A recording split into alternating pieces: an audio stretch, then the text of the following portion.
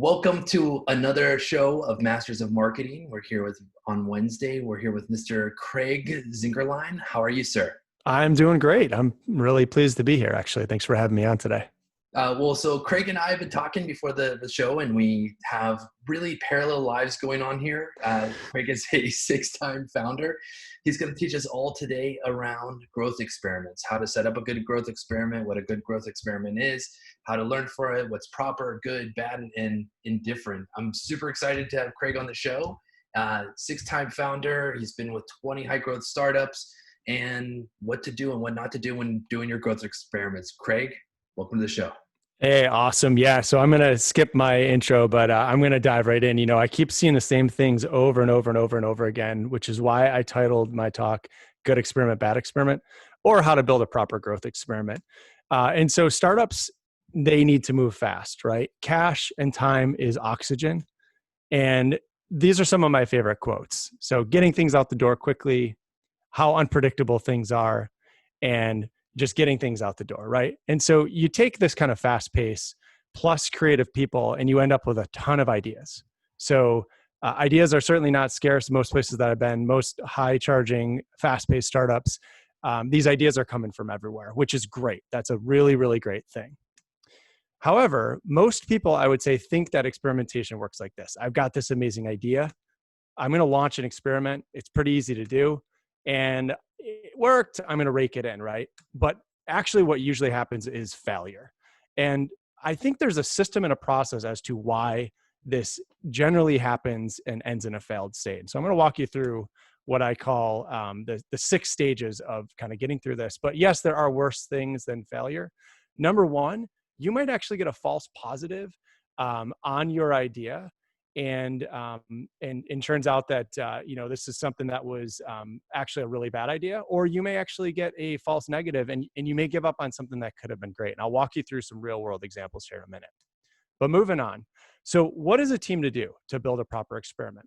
So number one, there's 6 fundamental must-haves. Number one, build a hypothesis. Number 2, make sure you've got a control. Number 3, write down your tests or your variants. Number 4, know how to measure your test. Number 5, track your results. And number 6, do what I call kill, scale, or hold steady. Okay, so we're going to dive into each one of these in a little bit of detail. So for building a hypothesis, each test should always have one of these, and it's important to write it down. So for example, by doing or not doing something, we believe that another thing or something will be impacted by some metric. It's really important that there is a metric in there that is tested against. This is not fluffy stuff. It's also not rocket science, but you got to have a hypothesis. Determine your control. So what are we actually measuring against? Sometimes this is called the baseline. Sometimes it's called the control, but this is the thing that you're actually measuring your experiment against. It's critical that you have this.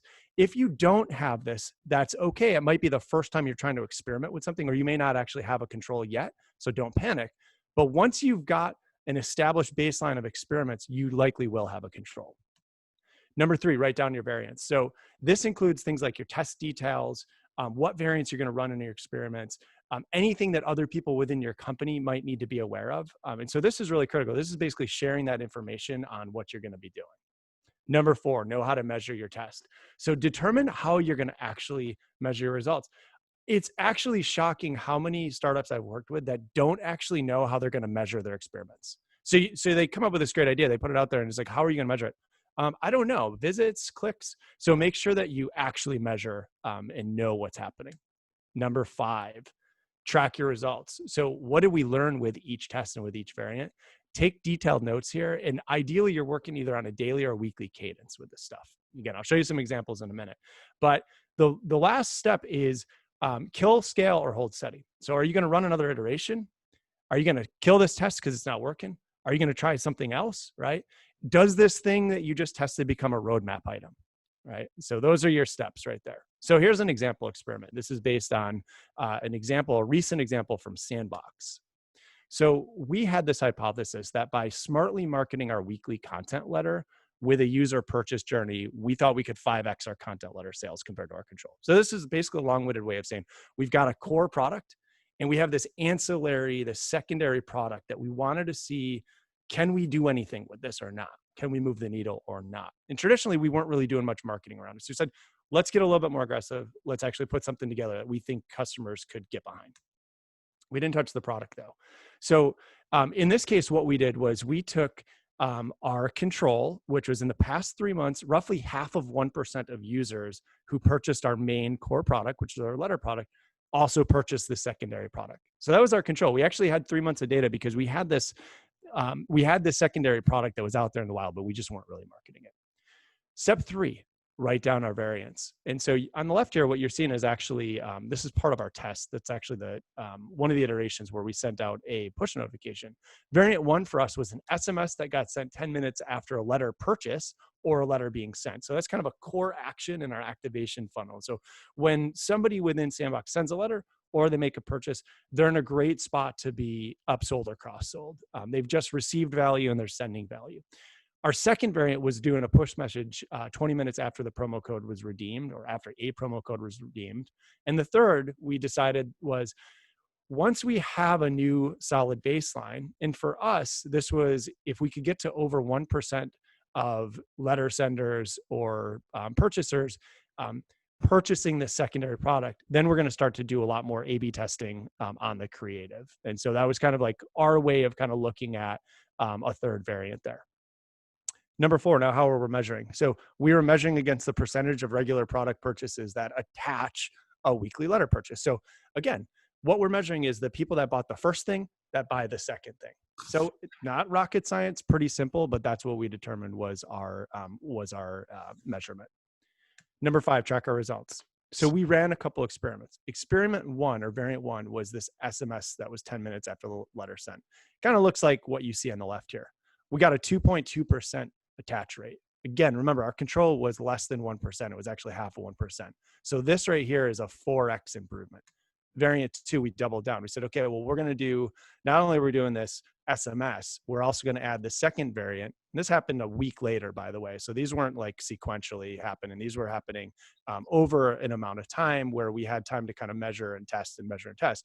Variant 2, though, was this much more aggressive secondary messaging that we did. We were able to get up to a 4.5% attach rate. So then we said, okay, well, that beat our control. That matches our criteria for variant 3, which was a bunch of creative testing, no significant change.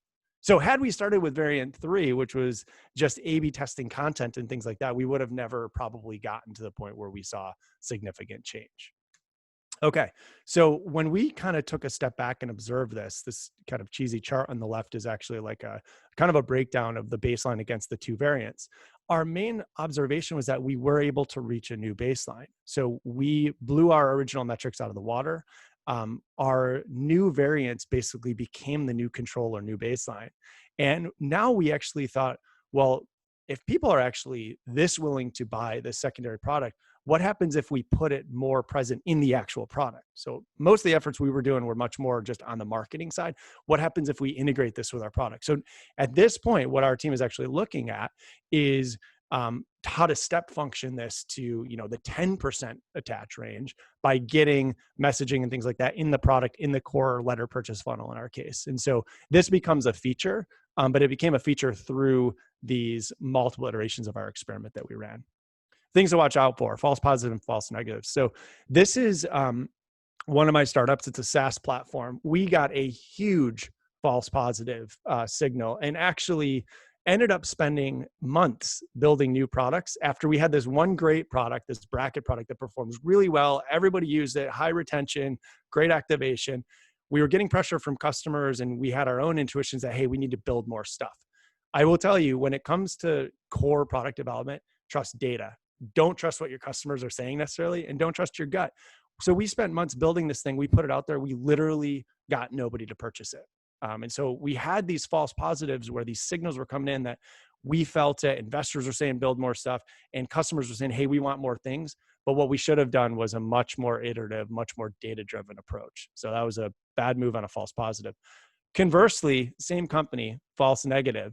Don't be in a rush to do things like, determine subscription tiers or come up with freemium. So we actually had run an experiment with Votion that was a freemium plan, and we considered it a failure. Our criteria at the time was basically, could we activate more than 5% of our free tier members to purchase?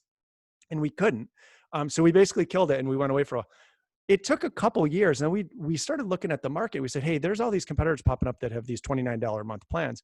Well, guess what? When we put that low cost tier in place, we're able to compete. We just limit the functionality and we put some constraints in place. So our core product has always been that more premium side. This has been working really, really well. So again, our false negative there was that our initial tests and experiments said this is not going to work. Some of our data said this is not going to work, but turns out it actually did work. And so that's really the guts of what I wanted to get through. I'm happy to take questions. Packed, freaking packed.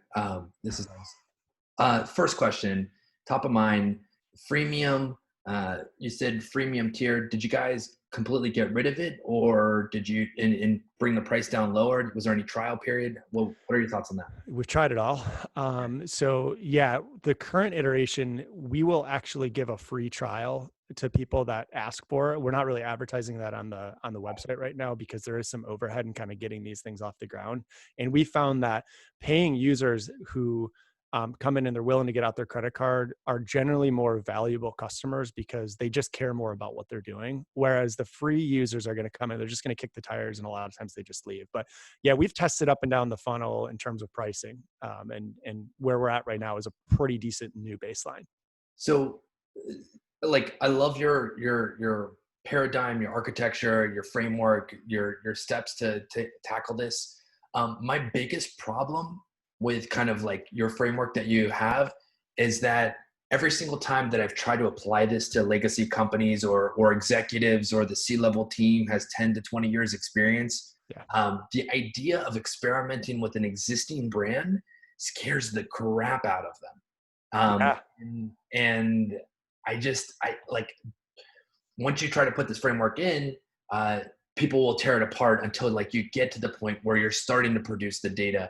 Do you have any recommendations or advice or guidance on how to get this embedded into bigger companies? Yeah, that's actually one of my favorite topics to talk about. So I'll keep it short and sweet, though. I think it is a cultural decision point, right? So experimentation inherently comes with risks.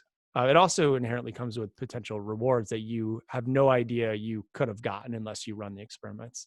So for large organizations, for non-startups, for kind of enterprise level startups, for bigger companies, the way that I like to approach this type of criteria is by minimizing the risk potential, right? And so even at $10 million companies that are big but not huge, startups that maybe don't even have a growth team yet, there's some risk aversion there. So one thing that you can do is you can basically build your experiments off of a mitigation strategy. And so, for example, let's say that you're going to run some wacky paid experiment in the wild, and you're not sure what's going to happen with those users or those cohorts that come in, and you're getting pushback that says, hey, why would we go spend money over there?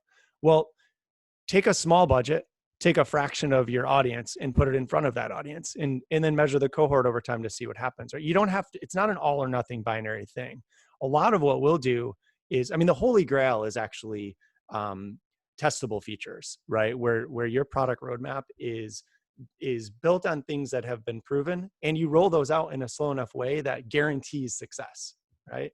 And so what I would recommend for the larger companies is just pick an audience size or a percentage of users that are going to see these experiments and keep it constrained to that. All the modern tools and frameworks let you do that. So if you're using Optimizely or Google Optimize, or even doing message tests, you don't have to send it to everybody. You don't have to show everybody this crazy thing that you're doing. And that generally helps people kind of think through that process from risk aversion. So baby steps and incremental rollout. Exactly. Yeah. Incremental rollout is like, it's much harder to actually do that in real life than talk about it, right? But the baby step is get your wacky idea in front of 100 people. And I always talk about like the step functions of growth, or like the different kind of levels of engagement that you're trying to get with your experiments. And in the earliest iteration of your experiment, it does not have to be statistically significant. All you're looking for is a signal. Right now, you may get a false positive or a false negative, but I would also push back on people that are like, well, we don't get enough volume, or well, we get too much volume. It's like, just put something out there, constrain it a little bit, and see what happens. Craig, I have a quick present or question that's just a clarification. When you said that you made those 3 original experimental things you were going to try, you did them and you kept trying them even though you knew the outcome. You didn't let that sway your opinion of what to do next. Do you always do that, where if you're going to do things, you do those 3 things no matter what you learn from the first 2? Or do you let what you learn in the first 2 experiments sway your decision to possibly skip the 3rd one or change the 3rd one in any way? Yeah, it's a great question. So what you saw was, the condensed version in deck format, right? But in real life, what actually happened was we were actually running tests daily. So there were way more than 2 variants and way more than 2 iterations of that experiment. So in the course of 30 days, we probably ran 10 variants, but we were able to get a signal in those different variants and build them into bigger tests that became part of like our new core baseline. So for example, the push notifications and the SMS, after a few days when we realized that there was something there, those were things that we just did over and over and over again. And those became part of like our marketing playbook in that case. And then we added more stuff on top of it. So what's the subject line and content of those messages? So basically like you do want to read that signal that you're getting and look at the data that you're getting, but you also should have some idea in advance of like at least 1 or 2 variants that you want to do, because that's how you're forming your hypothesis. You've got a point of view or a frame of reference, but absolutely like let the data and the experiment play out and give you those signals to build upon. I think that's really important. Yeah. I call it over, like iterating over yourself before you see the results. Like a lot of time when I was like consulting with some startups, like and running experiments, marketing experiments, they would iterate over themselves and change the product before even the marketing experiment could get enough information to be valuable. Absolutely. Yeah. Along those lines, how far out do you create an experiment? When I'm sending an email campaign, I might only create 2 emails, even though I know that I want 8, because those 2 emails, if I make all 8, they'll be worthless by the time I get to them. So you're saying you're iterating every day, but are you just doing 1 subject line and then worrying about what's in the body of the email if they open the email? Yeah, there's 2 parts to that. I think there's single variant versus multivariant in terms of how you would put something like that together as an experiment. But putting that aside for a second, I think that I use a lot of kind of more like just in time testing, meaning that with a startup, especially like in a high growth startup, a lot of times you may be just coming up with these ideas on the fly, or somebody on your team might suggest something that is kind of wacky or interesting. And you're like, hey, let me try this. So I think what's most important is that you get into a cadence of talking about this stuff. So it's either a 1-week cadence or every other week cadence where you're meeting as a team and you're talking through the ideas, and then you're stack ranking the ideas. And there's a couple methodologies for how to actually do that. So like there's this little framework that I use that is basically effort against impact. And so you stack rank the growth experiment ideas based on what you think the biggest impact for the least effort's going to be, right? And you start there. So you don't have to have it fully baked. I think the bigger you get in terms of scale at the company, probably the more advanced you're going to need. For example, like Dropbox until recently, all of their stuff had to be completely planned in advance before their growth team was really able to do anything or were allowed to do anything, because they were so risk averse. And now they've started to change that. So even these bigger companies do require more advanced planning. Cool. So kind of like, let's get back to basics a little bit. The composition of a growth team. There's a big argument a lot among B2B versus consumer brand versus prosumer. Some B2B companies hired growth teams, then they fired entire growth teams. They didn't believe in them versus sales. So, and then I would ask one more. So there's 3 questions in there. And then the third question would be, when should you not be running growth experiments? So that's a good question. Yeah. So when did you growth? When not to do growth? How do you get started? And then B2B versus consumer. Yeah. So let me handle the B2B versus consumer first. I think there are differences and nuances in how you're going to, like, what the experiments are going to be, but the fundamental methodology really doesn't change that much. So like I can take my little growth playbook and bring it to B2B or B2C. It doesn't really matter. Okay. So as long as you get in the discipline of going through those 6 steps and creating the cadence and making sure that you're putting the work in to actually get the experiments off the ground and get input from multiple different people on the team. So I think that's one. In terms of like the structure and things like that, I see a lot of companies that either start growth and give up too soon because they say it failed, but they only gave it a month or 2 months. Chances are, like, this stuff, it's like anything else. It takes time. It's almost like a muscle. Like, you have to train your growth team to get good at what they do. And I've worked with a lot of founders actually, that aren't really willing to give it enough time. And when you find that, then it's generally better to not try to like push back too hard. It's just like give them more time, and then they'll get to a more critical point where they see the value in growth. Right. So don't try to fight it. A lot of companies though just hesitate to get started because they're like, well, I need all these people to do the work. And actually, you can have one person designated as a growth lead that spends half of their time or a third of their time running experiments.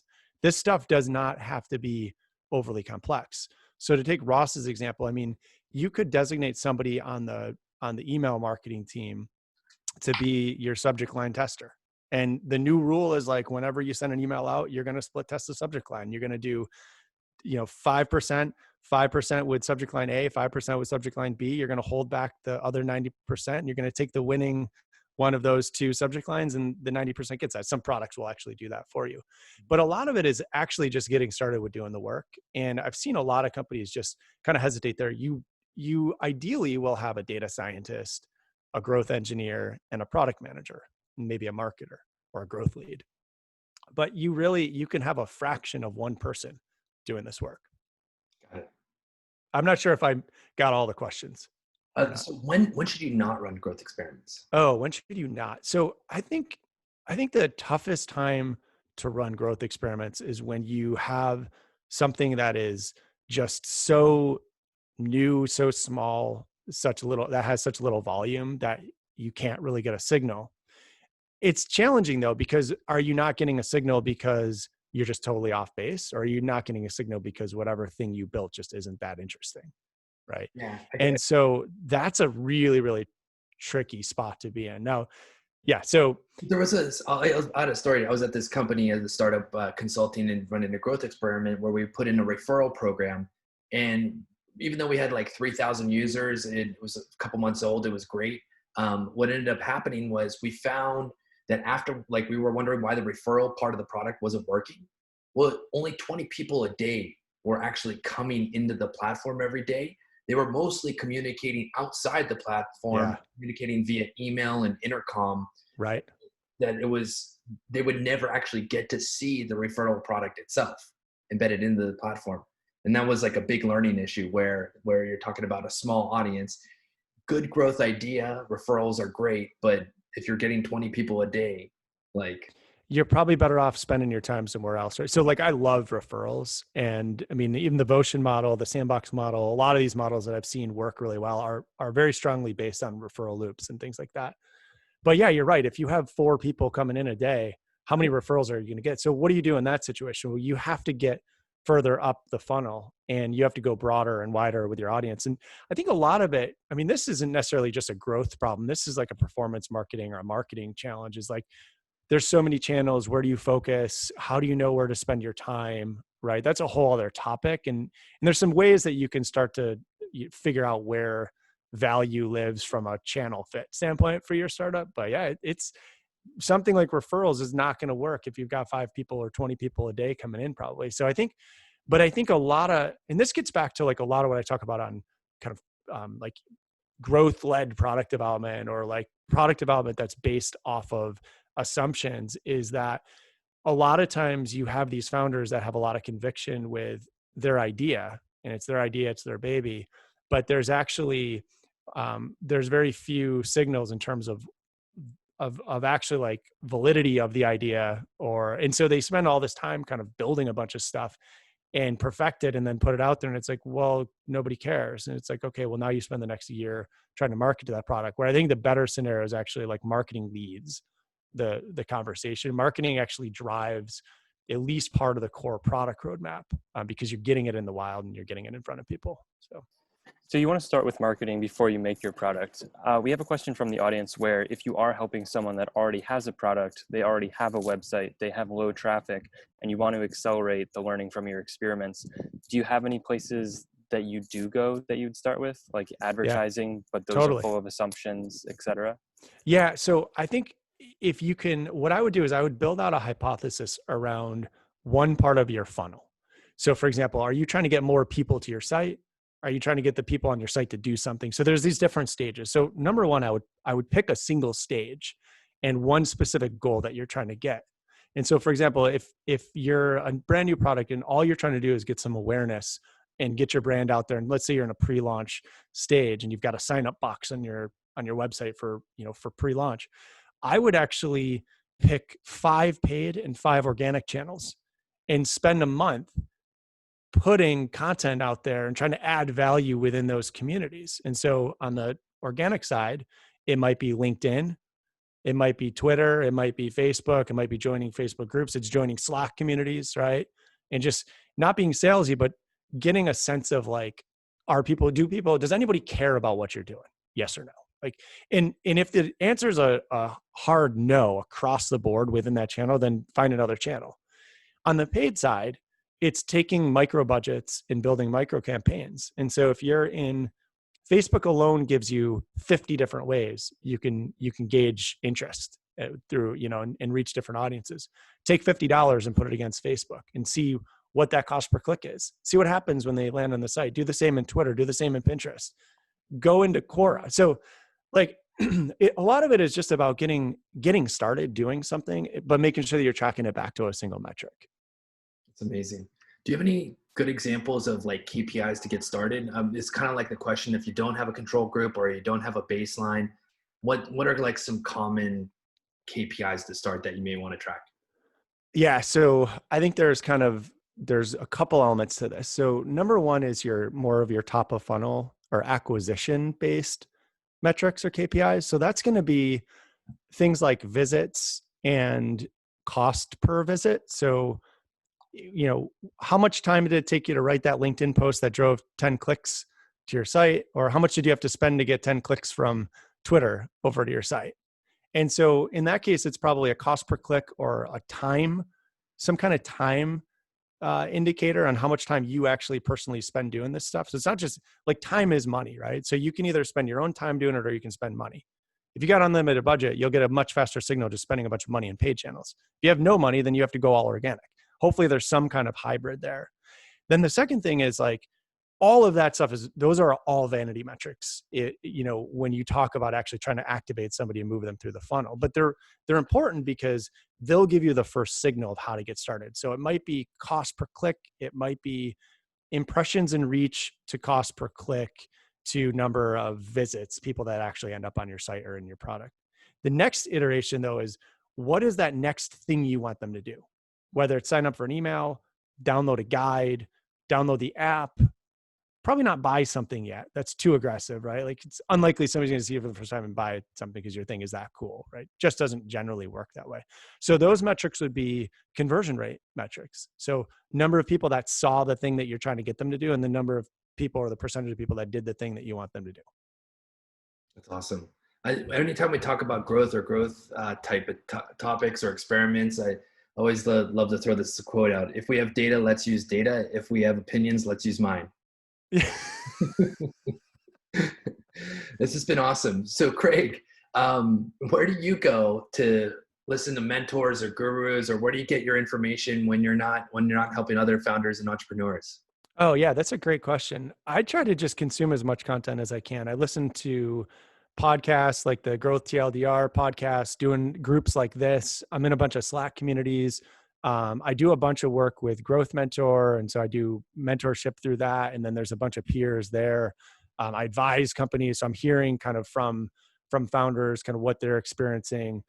So it's a total mixed bag. I think for people just getting started on this stuff, LinkedIn is probably the best source of relevant content, but you got to watch out for people just, peddling bad ideas, and it's hard to decide like what's a good or bad idea.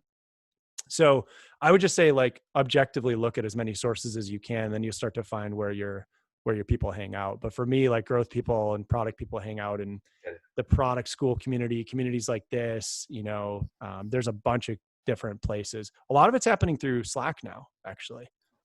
Craig, you talked earlier about false positives and false negatives. One of the questions we always like to ask is, do you have an example of an experiment you ran that you thought would do okay and it did excellent, or you thought would do excellent and it completely bombed? And can you talk about those, I guess, from false positive, false negative, or just any experiments you've run? Yeah, I mean, I think so. One of the wackiest experiments was at a business travel startup called Upside, and we were just kind of frantically testing different channels and markets. And we did this crazy set of giveaways where if you purchase with us, if you purchase travel with us, we would give you something. So we would give you what we call the physical premium.